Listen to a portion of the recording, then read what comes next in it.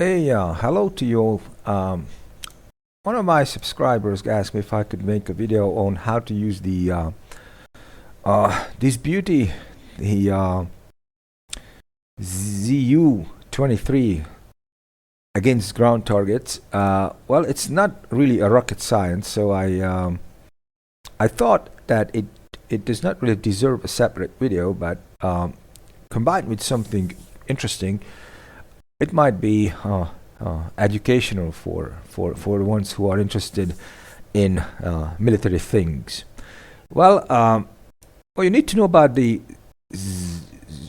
zu-23, it is that it is an anti-aircraft whatever gun, but it can be used for against ground targets using this optics. This is the ground optics, and to go to the ground optics, what you need to know is go to the opposite on the plus and minus key.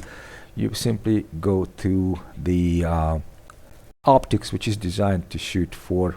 It has a little magnification. I guess it's 3 times in reality, and it has 2 dials. You have this 2 dials on the top, and you have on the left side. On the left side, the azimuth dial is not really working, so we just can use the elevation dial. What you basically need to know, you need to do is just use this. 5 is 500, 6, 7, 8, whatever. It corresponds to the distance in hundreds of meters. So that's 1,000 and 200, and it is pretty much suitable for shooting to 2,000 meters, starting with 500.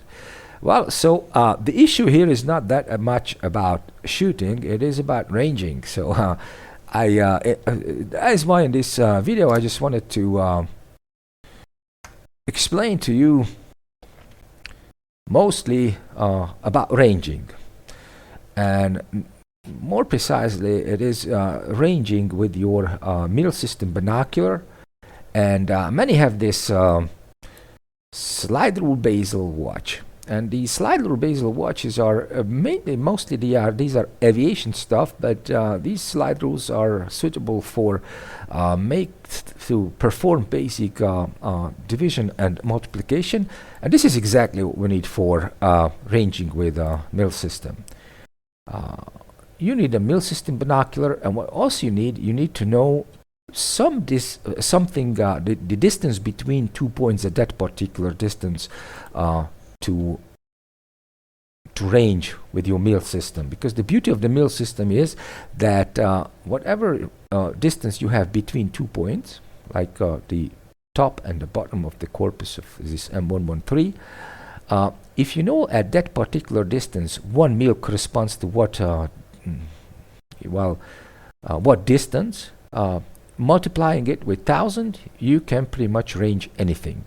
So if you find out that at that distance what your M113 is, 1 mil corresponds to what distance, and you multiply it by 1,000, you get the range to your M113. What you need to know is, obviously, you need to guess, not really guess, but you need to measure the mils between the bottom and top part, the top and the bottom part of the M113. You need to know the height of the M113, and you see here I have some sketch here, and which shows that the height of the corpus is 2.2 meters.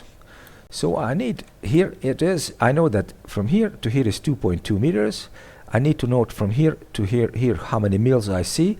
I divide the 2.2 by the mils I see, and that way I just calculate that what distance 1 mil corresponds to at that distance, and multiplying it with 1,000, I get the distance to it. So let's just do it.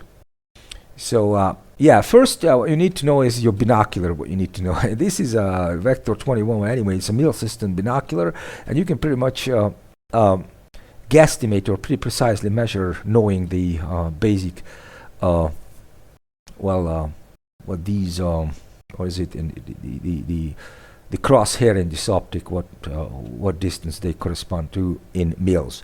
Well, it's obvious that it's 30, which is pretty right, because it is 10, 20, and 30. So in between these 2 lines you have 10 mils. In between the dots and the line you have 5 mils. the length of these lines are 2.5 mils, the half of the half mils, and the diameter of this small circle is actually 1 mil. So using that, you can pretty much find out the the mil. You see, so what you need to do here is to find out approximately the number of mils you can fit into the height of that particular piece, which, well, you see, if I somewhat align my vertical zero with the bottom of the track, you can guess like it's 4 or something mils. Here I have my slide rule bezel watch, and on the outside, or whatever scale I choose, but I choose the outside scale, I find it 2.2, the 22 actually, and I align it with a 4 point somewhere, 4.5. It must be around 4, a little bit more than 4 mils on the inner scale. And on the inner scale, I go down to the 1 mil, and at 1 mil going out in the outer scale, again, I just find out that it must be around 500, a little bit more than 500 meters. So I just range it, and I find out it's 498. Well, I miss what, 20-30 meters? So that's pretty much within within the error. So I need to go back to my ZU and just dial in the 500 meters what I just measured. And if I dial in the 500 meters, I fire, and you see I just hit my target. So let's go to something else like that. This is a little further away. I need again is to measure. You see that is about what, 2.5, and let's try to fit. I cannot really fit one whole, so it's about 3, a little bit more than 3 mils. What I do here now, I find the 3 mils here. I align my 2.2 meters with the 3 mils, and on the outside scale I see it's around 700 whatever meter. So let's range this. So it's 709 meters. I go back again to my good old zu-23 and I dial in 700 meter, and I open fire. Now you see I just hit. By ranging it, I can pretty much hit. Well, I have a moving one over there. And let's just try to range the moving one. You see I have a moving one over there, and it is around what? You see that's around a little bit less than 2.5 mils. I need as 2.5 mils, and it is a little bit less than 2.5. So align the 2.5 with the 2.5, and the one I guess it's about 1,000 meters.